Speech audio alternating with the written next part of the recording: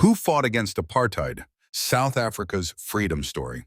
Hey everyone, welcome back to the New World Playbook. Before we jump into today's story, make sure you like, comment, share, and subscribe. It really helps us grow and bring you more powerful stories from history. What does it take to fight injustice? To risk your freedom, your family, even your life, just to stand up for what's right? Today we're diving into the story of the men, women, and even children who stood against apartheid in South Africa. Their courage shook the world, and their fight for freedom changed history forever. Apartheid. In Afrikaans, the word means apartness. But for South Africans, it meant decades of oppression. From 1948 until the early 1990s, apartheid was the law of the land. Black South Africans, who made up the majority, were treated as second-class citizens. They couldn't vote. They couldn't live where they wanted. They were forced to carry passbooks to prove who they were. Land was stolen, families were broken, voices were silenced. But oppression always creates resistance. And in South Africa, that resistance turned ordinary people into heroes. Nelson Mandela was one of them. A lawyer and leader in the African National Congress, he first believed in peaceful protest. But when the government responded with violence, he helped form Umkhonto we Sizwe, the armed wing of the ANC. Arrested in 1962, he spent 27 years in prison. Instead of breaking him, prison made him stronger. When he walked free in 1990, he became the symbol of South Africa's hope. 4 years later, he was elected the country's first black president.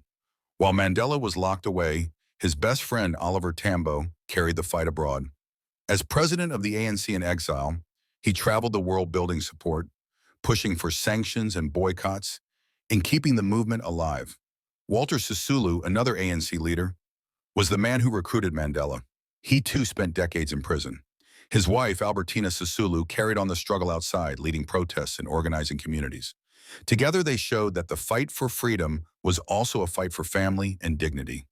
In the 1970s, Steve Biko rose to prominence. He started the Black Consciousness movement, teaching that freedom begins in the mind. Biko urged Black South Africans to embrace pride in their identity. His message inspired a generation. In 1907, he was arrested and killed in police custody. His death shocked the world, but his ideas lived on. Just a year before Biko's death, South Africa witnessed the Soweto Uprising of 1976. Thousands of students protested against being forced to learn in Afrikaans. Police opened fire. 13-year-old Hector Pieterson was one of the first killed. A photograph of his body being carried through the streets became a symbol of apartheid's brutality.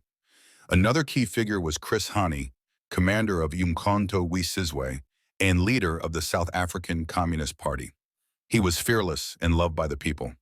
In 1993, he was assassinated, just 1 year before the first democratic elections. His death nearly threw the country into chaos, but his sacrifice only strengthened the push for freedom. Archbishop Desmond Tutu fought with faith and words. He condemned apartheid from the pulpit, calling for peace and nonviolence. In 1984, he was awarded the Nobel Peace Prize.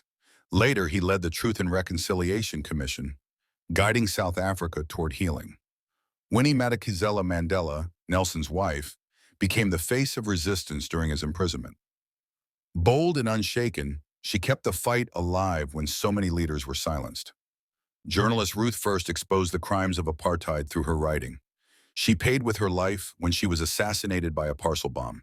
She represents the countless unsung heroes, teachers, workers, students, and ordinary people who risked everything.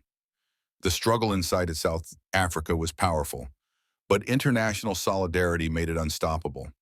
Around the world, people protested, musicians refused to perform, and governments imposed sanctions. The global cry was the same: free South Africa. Finally, in 1994, apartheid collapsed. Millions of South Africans of all races lined up to vote for the first time.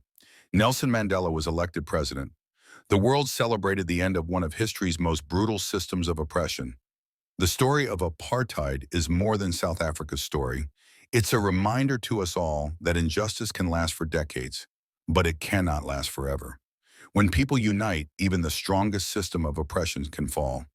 Mandela, Tambo, Sisulu, Biko, Hani, Tutu, Winnie, Ruth First. and many more whose names we may never know, gave everything for freedom.